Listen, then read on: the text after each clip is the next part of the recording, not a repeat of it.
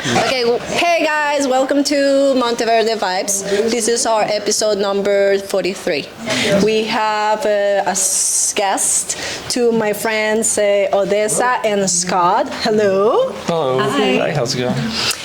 They're traveling from the United States, right? Mm-hmm. All the way to Argentina. That's the plan. That is the plan, yeah. See. Okay. I would like to first of all, I want to say thank you for being here, because I know you're being busy and you're moving from Monteverde all the way to the coast, right? Yeah, we're heading down the mountains today and are going to be checking into a place. Yeah. See. So thank you for the time. Yeah, we will try to be a little bit fast. See. So I know you guys are traveling. So first of all, I would like to hear the audience to introduce you guys about all this trip and yeah. Yeah, I'm Scott Canto. I'm Odessa. And the dog, yes? Yeah, we have a dog down here, Surak, who travels with us as well. Yeah, he thinks this is a treat, but it's not. Okay, my first question is, what have inspired you to take this journey all the way from North America to the South? So we both like international travel, and even before we got together, we did a lot of international travel together. And so when we started dating and started riding motorcycles together, it was just kind of a natural evolution to combine our desire to travel with just our general life. So one day we decided that we would sell everything and pack up our motorcycles and just start riding. You just wake up and you said, we were going to sell everything. Yeah, basically, yeah. Well, Scott had a last straw moment. We lived in Washington, D.C., and which is an interesting place to live, but our motorcycles were stolen. At one point from the street over there. We found them, or she found them, fortunately, so we got them back. But at that point, you're just sitting in bed every night wondering, hey, is my motorcycle out there? Yeah, is it going to be there? And this is in the middle of the capital, right? So we just didn't, we're just like, okay, we're done. We need to just go get out of here and go. And how was the preparation for all this? Because how long you've been traveling so far, and how long do you think it will take? It's okay. We've been traveling for just over 3 years now. We thought that it would only take us 2 years to get to Argentina, but instead we've really enjoyed all the countries we've visited so far and end up maxing out our visas there and spending the most amount of time in one place that we can. Because it's not just moving, it's spending the time with the people. Yeah, we go really slow. Knowing the culture. Exactly, yeah. Even on days that we spend a lot of time in the same place. We'll take a week, a month if we can, just to stay in one place and explore out from there.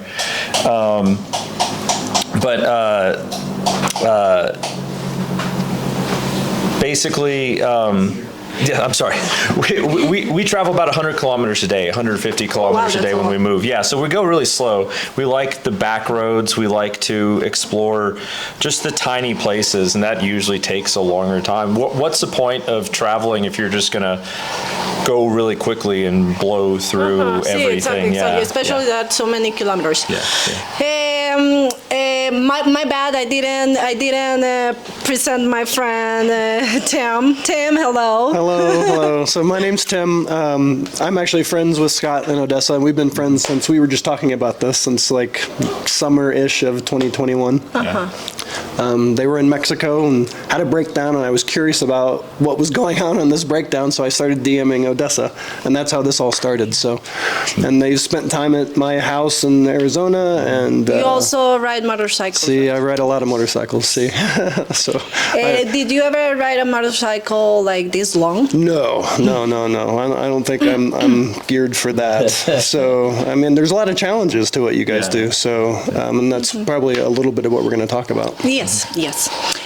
All this process was planned, or you just wake up and you said, okay, let's go immediately, or what? No, I mean, we planned for years, probably three or 4 years or so. Yeah, just saving, right? I mean, that's the most challenging part is making money along the way, or having money to do it. So we saved for a good 3 to 4 years prior to leaving. But that was basically, and we kind of had a general idea of routes, but or like where we wanted to go. Okay, we're going to go south, right? Like just directionally, where are you going to go? But other than that, a lot of it wound up being kind of improvised, essentially, which is the way to do it, because you can sit there and plan and plan and plan all day long, and then do nothing. and then never do anything. And it was expected to be with you, the Surak, or Yes, no? yes, Since yeah, the beginning of yeah. the plan. Yeah, from the get-go, it was, he's our dog. We Yeah, can't of leave course, him it's behind. family. Yeah. And how do people react to seeing him on the bike? Because he's better rider than me. Yes. They pretty much just, I mean, we've spent most of our time here in Latin America, so they pretty much scream, "Ay, Perrito," is the reaction that we get. A lot of que hermoso. That's his second name, is that right? Yeah. But everybody loves it, oftentimes you're driving, and driving isn't always fun. It's, it's a miserable experience if you're in traffic, and people look over and see him and just get really happy and excited, try to take pictures and everything. Because So- it's something different. Yeah. You don't see a dog riding a bike every day. Yeah, but he brings a lot of joy to everybody else, which is great too. So yeah. And what has been the biggest challenge so far in terms of roads, weather, people, the dog? So for me, a lot of it is actually the roads, because, in a lot of Latin America, you'll see a road on Google Maps, and it's a road, but it's usually a horse trail or something like that. So you have one of two options. You can either get on what you know is a big paved road, which we've discussed is boring, or you go on an adventure, and the road might go somewhere. It might be completely flooded, like during rainy season. You don't. We had a delay coming here to Monteverde because the route that we were taking was just way too flooded, and there was no way that we could have made it across that. So we had to detour an additional 2 hours out of the way. Because you just never know what you're going to get. You were going to cross the river, right? Yeah, correct. Yeah, But it was floated. If the river was not running as fast or as high, like maybe during dry season, I think we could have crossed it, but it wasn't worth the risk with the amount especially of water. with the dog. Yeah. I mean, on the bikes, yes. Yeah. Have you ever improvised with any resources or tools along the way? Like something got broken, or I don't know. Yeah, well, we've just recently had other people improvise for us. Okay. I got my motorcycle stuck recently in some just really nasty mud. You would dig it out with a shovel, and it would just flood right back in. Like it was just, we were there. Where is that? This was Where in that? Nicaragua.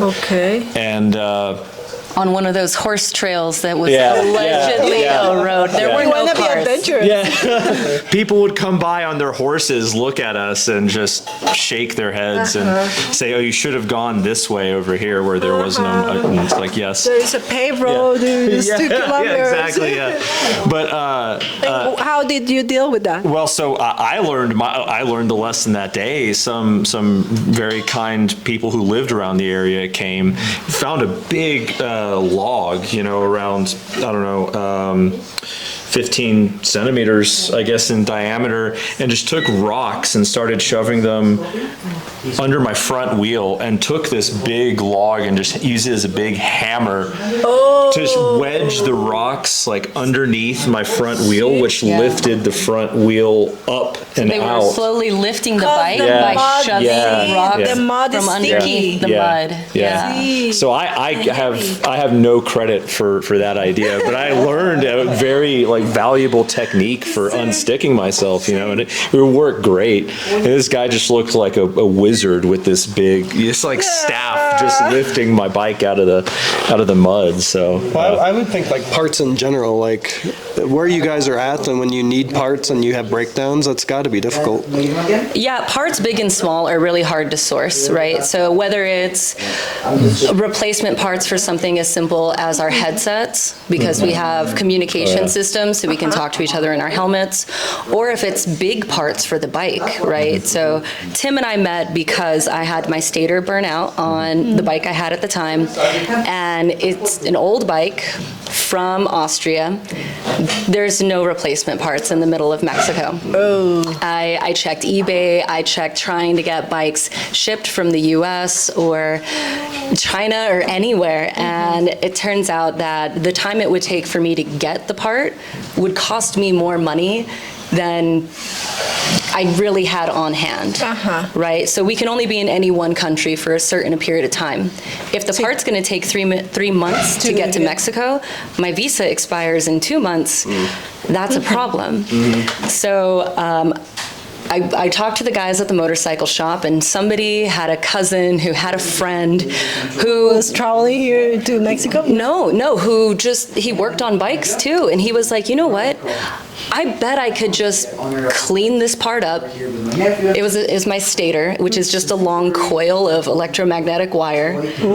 Just clean it up, rewind it, and I think it'll work. And I was like, you know what, buddy? I hope it works. You can't make it any worse than it already is. So we got my bike. I didn't have replacement gaskets, so I cut my own out of paper and put it there and hope that it all worked. And you know what? The bike ran great. Yeah. That's the thing that kicked off my DMing them on Instagram, because I had followed them for a while, and then I saw this guy rebuilding a stator in the field, which I'd never seen anybody do, and I'm like, is that possible? I didn't know that, and I work on bikes. I mean, I build motorcycles, and I'm like, I've never done that before. So that was totally interesting to me. So that's how this whole thing kicked off. Also, it was a lesson for you. Turns out it is possible. Yeah, it's possible. Have you ever thought about quitting or going back home? Did you ever miss home? No, definitely didn't think about quitting or going home. I miss a couple things. I miss barbecue. Friends? Yeah, whatever. Yeah. No, actually, Friends is really cool because so far we've like been meeting friends from back home along the way in different countries, which is a really neat way to keep in touch with your friends. You know, it's like they're coming out to see us and explore, or we just happen to be in the same place, you know, which is just a really fun experience. So, no, actually, I really don't miss. I don't miss anything. There's never been a point for me where I've wanted to turn around and go back. Yeah. So. And what about you? For me, I feel like we're just really getting our feet under us traveling. We've had a lot of kinks to work out and just kind of figure out how we want to travel or how we want to spend our time, that I finally feel like we understand what we're doing. So it still just feels like we just got started. Yeah. See, and what keeps you motivated? I mean, because you have to wake up every morning and get to the next destination. Where does the dog want to go? Yeah, that's a good motivation. Yeah. Sometimes he likes swimming in the ocean, and sometimes the beach is too hot for him. So then it's time to pack up and move. Beautiful. Yeah. What's the biggest border crossing challenge you experience? Is it you? Is it the bikes? Is it the dog? Is it the people? It's the dogs. Yeah. Really? Well, yeah, our dog in particular. Every country has its own unique papers that it needs. Some things in triplicate, some things one at a time. Some countries you have to pay ahead of time or schedule an appointment with a border official. And there's not a lot of information out there for driving with an American dog across all these borders. For flying straight from the US, you can just Google that and you can find something. But I don't have, recent USDA paperwork for him because he's been outside of the US for a year. So I have to rely on the knowledge from local vets, And even now, one of the first things I did getting to Costa Rica is I found some vets near the border and reached out to them and asked them if they're familiar with the process of getting my dog into Panama and if they could help me with the paperwork. And they've told me, okay, like we have to start the process 2 weeks ahead of time. Here's the things you have to do. Here's what you can expect. Yeah, so I have to plan months in advance just to get my dog across the border. The bikes, we can just kind of show up and figure it out. Okay. But the dog is delicate. Yeah. Okay. Wow. And the big fear too is that if they could confiscate the dog or something, like if we run out of time, have to cross the border, they're like, no, we're not going to let your dog in. Like that's kind of this really. And you never separate since you start this trip. You never separate from the dog. No, yeah, he stays with us basically 24/7. Yeah. Well, even at Taco the other night, he was there with us. So yeah. I think that it's been a fun experience to travel with him, right? Oh, absolutely. It's amazing. He'll, I'm the one that carries him, so it's a responsibility. I mean, you always have to be. He dictates a lot of what we do. Okay. She joked about it earlier on, but it's true. If the weather's too hot, if it's too cold, we can dress up or dress down to an extent. The dog can't. So, or in the rain, in the snow, like these are all limitations that we have to think about. I like when he gets judgmental when you dump your bike. Yeah. When like he has an expression when he doesn't like something. When it starts raining, he'll like glare, or when I drop the bike, because we'll be in some trails, some dirt, mud, whatever, and I drop the bike. I've dropped the dog dozens and dozens of times, and he'll just crouch down and just kind of stare of discontent. Yeah, slowly turn his head and stare at me. So it's like asking me, really again? Is this happening again? And just to clarify for everybody listening, they're not going fast. These are really slow trail rides and technical rides, and so he's not in any danger. Yeah. So. No, the dog jumps out and he's not hurt. Like he's jumping down from like the height of a bed or something. Yeah, probably. No, he is. He has more miles in. It's really funny. I mean, if you ride motorcycles, leaning and whatnot, and he does that. Like he'll switch sides because he basically stays on my shoulders. Okay. Like he'll put his head on my shoulder when we're riding on pavement and whatnot. But if we're doing turns, if I'm turning left and I'm leaning left, he'll go to my left side too and lean with it. Same if I go right, he'll go to the right side. So again, we halfway joke that he's a better rider, but he's actually surprisingly adept. He knows what he's doing. Yeah, and he knows what he's doing. Yeah, and the most impressive part is when we're on dirt and rocky and sandy terrain, like he stays on. He balances and like holds on just fine by himself. So I'm impressed. Wow. It has any special care during the trip? He has any special care? Not really. No, I mean, he's fortunately pretty healthy, I mean, little snags here and there, but no, he's been good to go. He hasn't needed much really at all. Tooth cleaning, I guess, was the most extreme thing that he's had done, but yeah, he's chill.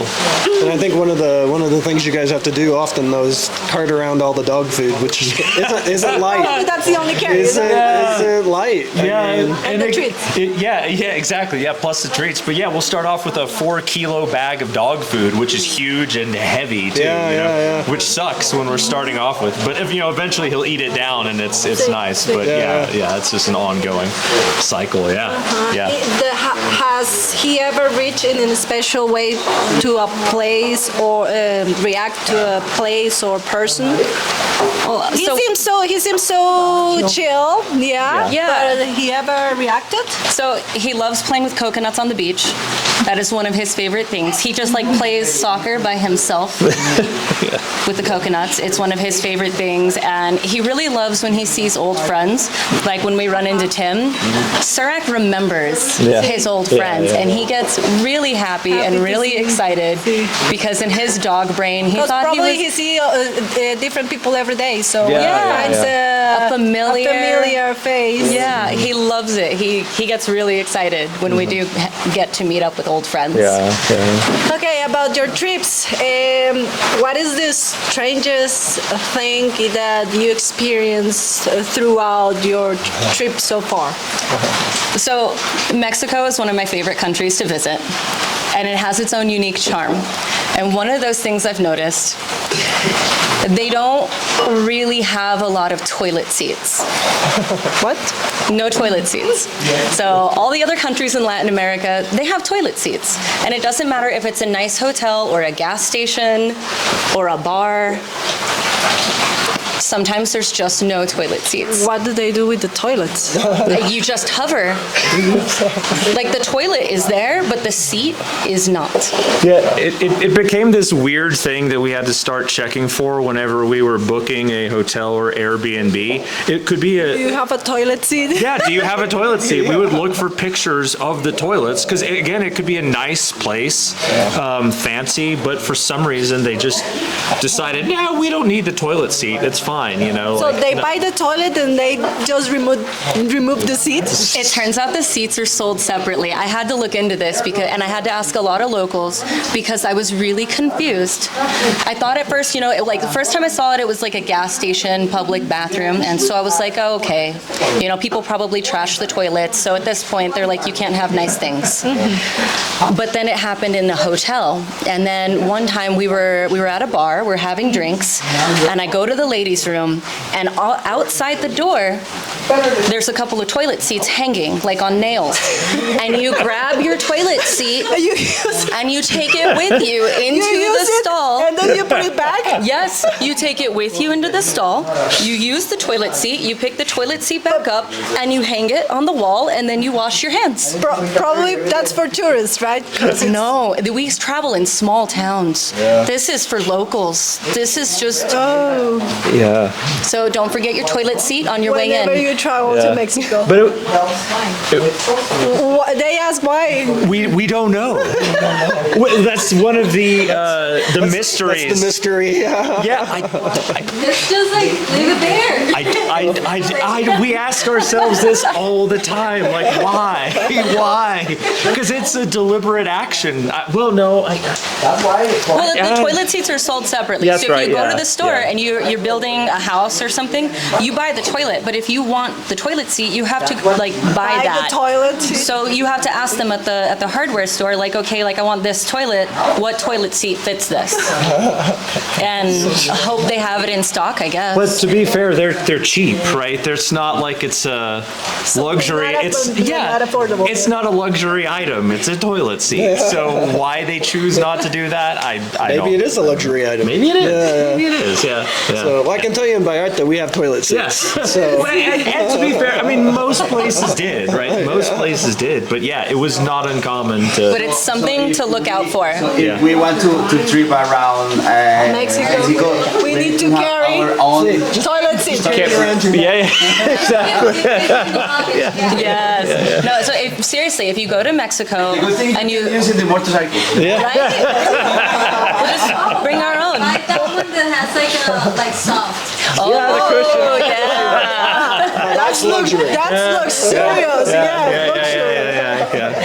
If you book a place in Mexico, make sure you can see pictures of the bathroom, okay? Because otherwise you think it's a nice Airbnb and then you get there More aesthetic. and you've already paid for the place, so you hope it has a toilet seat. Yeah. That's really weird. Yeah, that's weird. But just in Mexico, nowhere else in Central America have we encountered that. Not once. It was just in Mexico. just in Mexico. Just in Mexico. The smaller towns. Yeah. Well, even cities too. Yeah.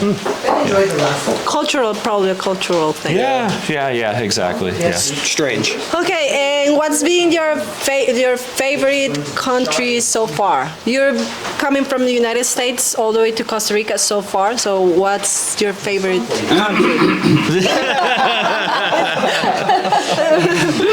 Costa Rica. Take your time. Yeah. Your time. Yeah, right. And also, why? What's your favorite country? Yeah, they're all different. That's the beauty of it, right? Like Mexico is massive, and it's got such a diverse. I mean, it's got the deserts to mountains to like whatever. So you have that's almost like having 3 countries in its own right. Plus, it's huge. Exactly, and the cultures are really different from one area to the other. So it's really hard to say. Each country has its own charm and its own reason for visiting. Nicaragua had some really fun roads because to me fun for me because a lot of the roads were non-existent or they were for horses. Yeah. So they were challenging and they were fun and I really enjoyed that. Costa Rica is just beautiful and you can look outside and see all kinds of wildlife just from where we were staying. Our previous stay before this, like we were just surrounded. Before Monteverde, you were in La Fortuna. That was your first stop. Correct. Yes. 30 between La Fortuna and Quesada is where we were. Okay. Just beautiful areas. So yeah, it's hard to say. You just enjoy whatever that country has to offer, basically. Yeah. And any of these places or moments left a deep impression on you? Other than the lack of toilet seats? Other than the lack of toilet seats. I mean, I think that's like traumatize you. That's an impression that doesn't go away. I'm sure it doesn't go away then. How long did you stay in Mexico? Total, we spent about a year and a half in Mexico. A year and a half without toilet seats. No, we paid extra for the places with the toilet So seats. it was easy probably to carry your toilet. Yes. It's more cushion on the seat on the motorcycle too if you get the soft one. Which culture or communities have you found the most welcoming or fascinating for you? So far. Yeah, so this is interesting because again, like it's almost universal. It doesn't matter where you go, I think particularly when you get outside of cities, it truly doesn't matter where you are. If it's in the U.S., if you're in rural U.S. or in the middle of nowhere in Latin America or whatever country you're in, people are just really kind and really nice. They take care of each other. They're very interested in you. Everybody loves to talk. So it's basically outside. I mean, it's nice people in cities also, but you really get to see the culture and see the majority of the people, I think, when you do explore and you do get out to these small places. And it's almost universal that everybody is just really kind and helpful. People will stop. If we're stopped on the road for some reason, people will stop, ask if we're okay. Yeah, give us water, like, yeah, whatever we need. Just that's the type of people you meet in the majority of places that like we've traveled, basically. So yeah. So you've been feeling supported. Absolutely, yeah. We never feel far away, or that's one of the, I think one of the big reasons why we're comfortable doing things, because if we do break down, like our experience tells us that there's always going to be some kind person that can help or do something. So we're never really worried. Get your bike unstuck from the mud. Yeah, exactly. I imagine how frustrating will be you by yourself. Right. Yeah, I think- knowing what to do. I think that's a good point too, because that's the reason I left the U.S. Right, this in all of Latin America, this sense of familia, right, this family thing, and they invite you in, and you can be a total stranger. One of my friends in Mexico, local, she said the reason you feel that is because in Mexico there are no strangers. I'm like, oh, that's like right on the nose. That's how I feel when I'm in anywhere in Latin America, and it's different than the U.S. You know, so. I mean, we've definitely experienced the kindness of strangers in Canada too. Scott got 5 flats in one day, and a couple of guys riding by. I just stopped them and asked them, I was like, hey, do you happen to have a spare tube in this size? We've used all of our tubes. We've used all of our patches. Oh, wow. You know, we're not that far from town, but his bike is flat. And they gave me the last tube they had. I still have it in my bike. But I feel like that's the motorcycle community in general, regardless of country. Anytime you get off the beaten path, that's the way it is. Yeah.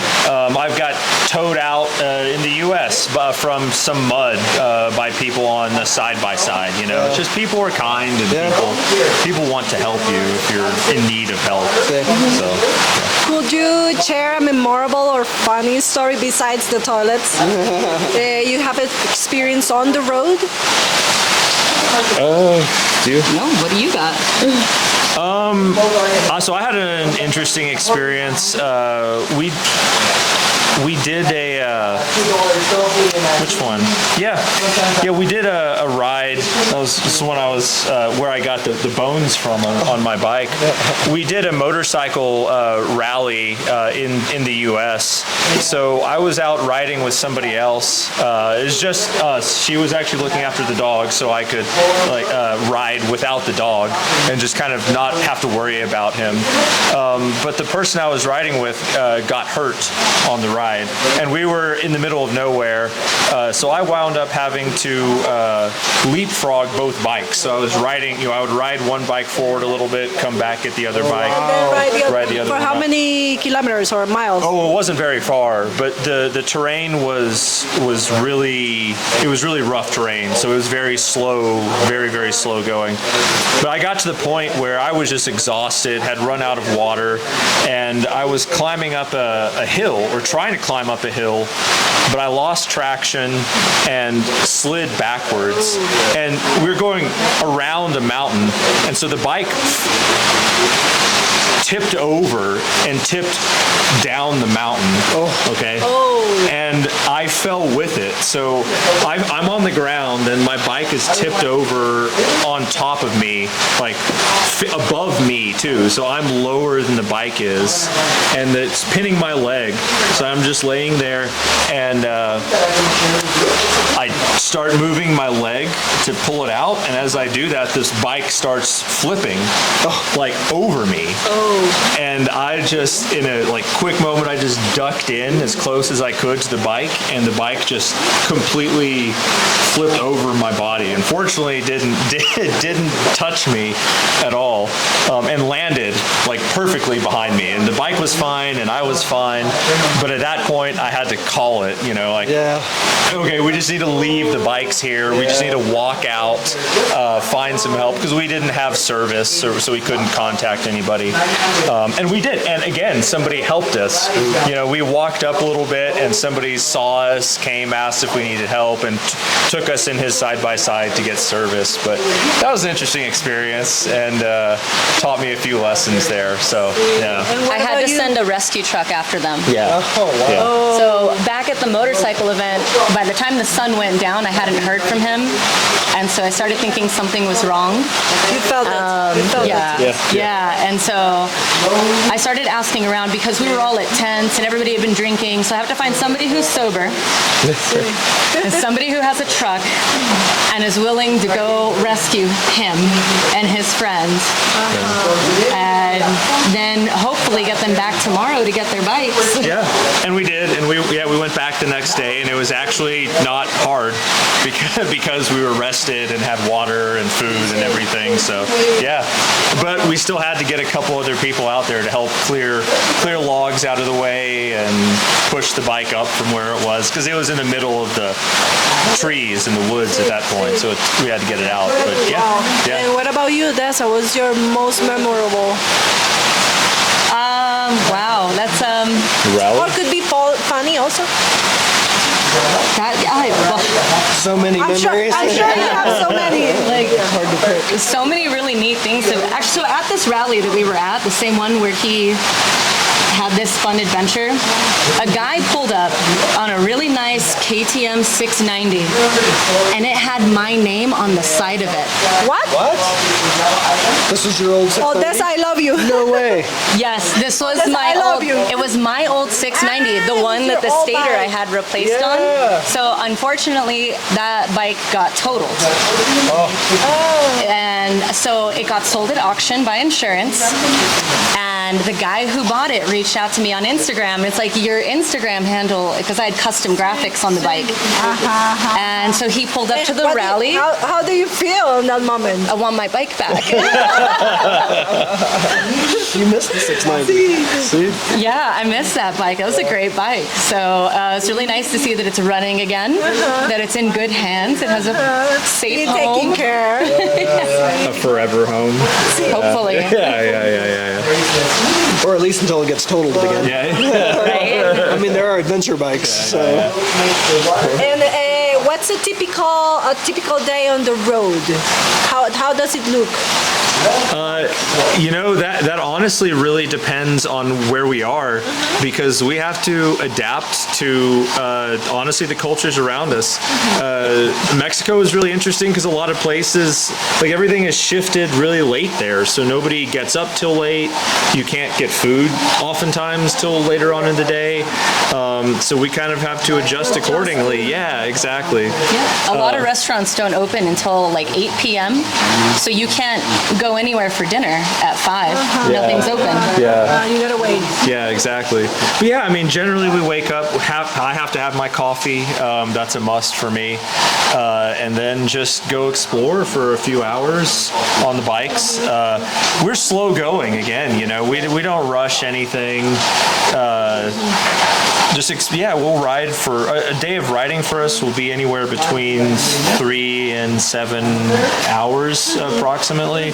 Sometimes more unexpectedly. It just depends. But we intentionally try to keep it short because you never know what will happen in the day. You might be out longer. Do you have any special routine, especially when you're crossing borders? Like you wake up, go early, or you wait till late, or you stay overnight, or we go early in the morning because you never know how long the lines are going to be, or what weird thing the border officials decided that you didn't get this stamped in the right way or with the right color ink. And so, we had an issue coming back into Mexico from Belize where they just decided that my address wasn't real, but they also didn't know what to do about it. So we all just sat there for 4 hours until the office was about to close. And finally they were like, no, I guess if you say that's your address, you can go. Yeah. Like nothing could have been done differently. It's the same address I've had this whole time. So you never know what you're going to get at a border crossing. Morning times are the best. And that's actually like long term, several days out, a week out, we'll kind of, to an extent, isolate the dog too, or keep him from playing rough and stuff like that, because borders, if they see a wound on the dog or like a scratch, maybe his ear gets scratched because he's playing with another dog or something, that could be a reason for the border for them to say, no, you can't bring him in. So we kind of take it easy for a few days before, exactly, yeah. So to be sure both him and us and the bikes and everything are in order and nothing changes. Because we're getting towards the end of the maximum time we have in the country, so we need to be able to go into the other country without worries. So the dog is usually, or Surak is usually the toughest thing to deal with at the border. Yeah. But you also have this limitation that's really based around your bikes. Correct, yeah. Oftentimes in Costa Rica, we can be here as people for 6 months, but our bikes can only be here for 3 months. So that's our limit. And where do you usually sleep? And have you ever encountered any unexpected situations looking for a place or something? When we were in the U.S., it's easy to find camping places and even camping that we don't have to pay for. So we usually stick to that. But in Latin America, it's a lot of hotels don't want dogs in. They don't care how cool your dog is or that your dog rides a motorcycle. They don't want a dog in their hotel. And I understand a lot of the people's interactions with dogs in Latin America is very different. There's a lot of street dogs that misbehave and cause a lot of chaos. So I totally sympathize with them just seeing the dog and being like, lo siento. But no. And so what do you do in that case? It depends. Like sometimes I can, like if it's obviously like a small hotel and it's the owner and I can be like, I promise he won't get on the bed. He's going to be very quiet. Nobody's going to know he's here. You know, maybe we can negotiate like a pet fee or let them make sure to investigate the room to prove that the dog didn't do anything he wasn't supposed to. But if it's just like a person who works the desk, you know, they tell me, they're like, sorry, my boss doesn't allow dogs. And I understand that. And we politely say, okay, thank you. Like, do you know of any hotels nearby that do allow pets? And they're always happy to recommend. Like, they're not doing it because they're malicious. They just have these rules for a reason.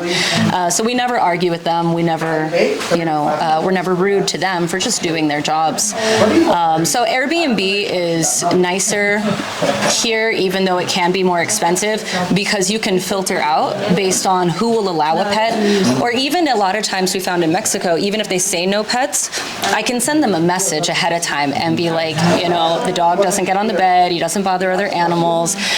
And most of the time, like we've only had one Airbnb host say like, oh, lo siento, pero no.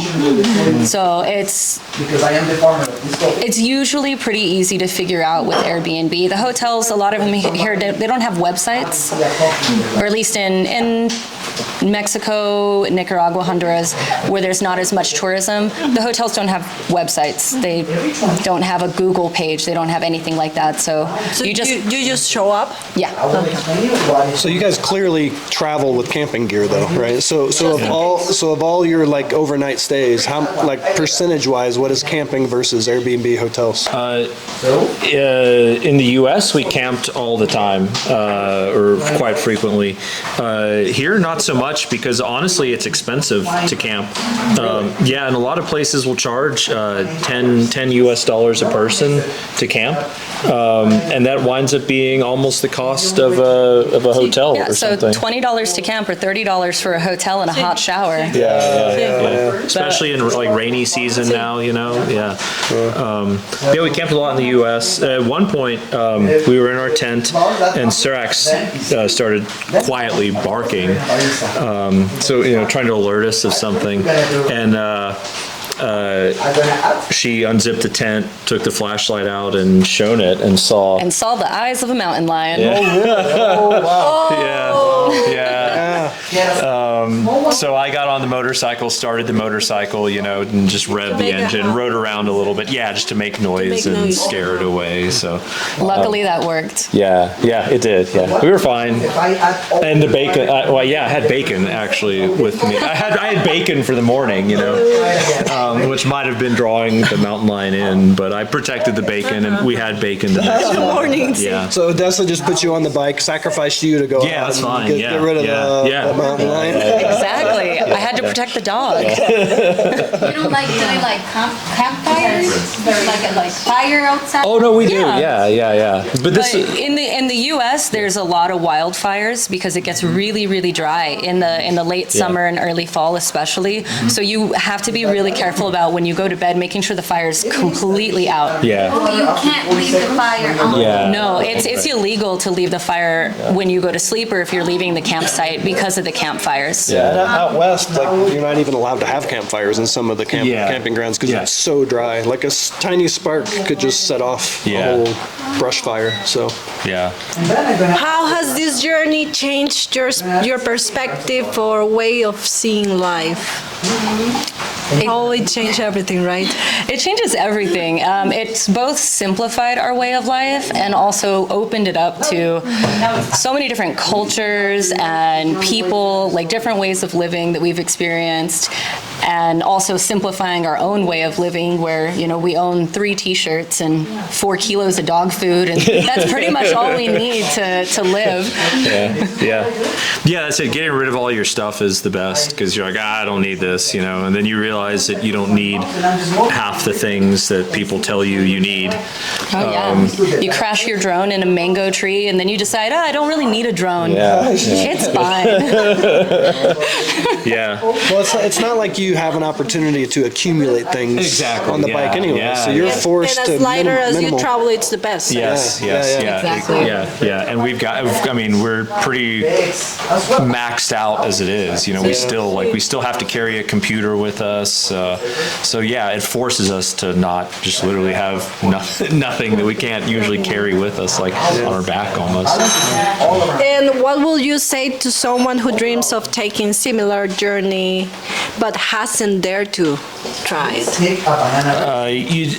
Sell everything, first of all. Just do it. Stop planning and do it, because you can get into that cycle. I think I mentioned earlier, if you overplan and overthink it to the point where you're never do anything. Analysis paralysis. Yeah, exactly. Yeah. Just going out. So many problems that you think are insurmountable actually aren't. But you have to go. You have to put yourself out there and experience them to realize. A lot of people ask us, "What do you do about gas? What do you do about tires?" Well, you'll find it. Yeah. It'll be fine. You're never really that far from other people, especially as you get further into Central America, where the countries are tinier and tinier, and the people are so willing to help that it's not going to be a problem. Yeah. Probably it's most like a mental barrier. Yes. Exactly. Yeah, it all is. Yeah. What's the scariest thing about it? Taking the decision? It means that coffee makes It's honestly, it's financial. You know, it's not knowing that you're, the first year and a half, 2 years was just, we were spending all our savings. And even now we're at the point where we're breaking even. We're making some money and we're spending about as much as we're making, which is nice, but also we can't save. So, I guess long term, 20 years from now, we're not going to have nearly as much money as we probably should have. And we always try to have enough savings in our account for medical emergencies, right? Because of the off-road riding and stuff that we do, you never know if somebody's going to break a leg or something like that, and we need to have the funds to make sure that we always have that bare minimum. You pay insurance, or you pay an insurance, a global insurance, or just every country you go, you pay an insurance? Every country we go to, we do insurance there. Just in case. For the vehicle. For ourselves, no. Most of the global coverage insurance, it's not actually medical insurance, it's insurance to get you back home is what it is. And most of them won't operate. They have a lot of exclusions. So if you're in this state in Mexico, we're not going to cover you. So it's not worth it to us. Okay. And what are your expectations for when you finally arrive to Argentina? Do you have any plans after that? Once the trip is over, what's going to happen with your life? Well, I don't have any expectations for Argentina, but I have a lot of high hopes. There's beautiful terrain there, and it's the closest to Antarctica we'll be, so I'm kind of going to try to see if we can find an affordable boat to take us to Antarctica, but the first few that I've seen are a little outside of our budget, and we also have to figure out what to do with the dog for something like that. And what's going to happen after? Well, let's say you get to Argentina, then you go to Antarctica, and what's next? Probably Africa. Okay, so you will start all over again. Yes, yeah. It's just a matter of finding out where the shipping routes are and where the cheapest place is to get the bikes and ourselves. But we're just going to continue on. So right now you have no end point. No end point. Yeah. What we said from the beginning is we're going to do this for minimum of 2 years, and then until our funds or fortitude run out. And so far well, like you said, you're just feeling like you're getting coming into your own right now, right? So. Yeah, exactly. And we're breaking even, so we're just going to go as long as we can. Cool. Okay. Cool. Okay, guys. Okay. Guys, sorry, I have 3 questions for you. Okay, our podcast name is Monteverde Vibes. So we want to talk a little bit about you, the connection with Monteverde. So the first question is, or the 2 questions are, when you decide to come here to Monteverde, which places you met here in Monteverde, and what do you think about the vibes here in general with the people, with the place, and how you connect connection with Monteverde? So I specifically wanted to come to Monteverde because of Monteverde Brewing Company. Back in the U.S., before we started this whole trip, I actually am a beer brewer. And so as I travel, I try to find breweries and I reach out to them and see if I can meet up with them and taste their beer, see what their systems are like, and maybe brew together. So I met up with Eric from Monteverde Brewing on my first day here in the rain, and he gave me a tour of his brewery. We spent all night talking about the science of the water specifically here in Monteverde. So it was just a beautiful experience, and I feel so happy that we came here and we got to do that. Yeah. And then, of course, friends, being here was just coincidental. That was the second reason for being here. Sorry, what was your second? Well, how's the vibes? How do you feel the vibes? Fantastic! Like this is it's an interesting city because it's small but sprawling too. We thought downtown was downtown until just recently when we started exploring out a little bit more. And we couldn't explore. We're been hanging out for this time, but we couldn't do much because of the rain. Exactly. Yeah.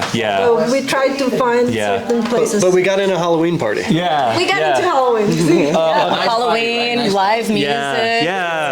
The parties. It was great actually going to a party. We haven't been to one in a while, so it was super fun. Just great chill vibes. The coffee. I love food and drink in general. So the coffee here is amazing. Just a great chill place with fun people. So the locals here really are very welcoming to tourists. Yeah. I want to say that if you ever guys need anything and I can do it, just count on me. Or if you need to come back to Monteverde, to let me know, okay? Yeah, absolutely. Hopefully not in a rainy season, so we can hang out and probably ride a bike. Yeah, absolutely. Do you have some like a team name or like Instagram or? We call ourselves like Adventure Goats, basically ADV Goats. There's a long story behind that, but advgoats.com is the website that we have, and we have Instagrams, but you can get all the links for that, YouTube from there. Odessa, it's a influencer, right? I try to be. She is. She just won't admit it. She is. That's nice. So I'm mostly With on Surak. Instagram. Surak, the dog, has his Instagram that Scott shares with him, and then I have my Instagram handle. But like Scott said, you can find all of the links to our social media on our website. Yeah.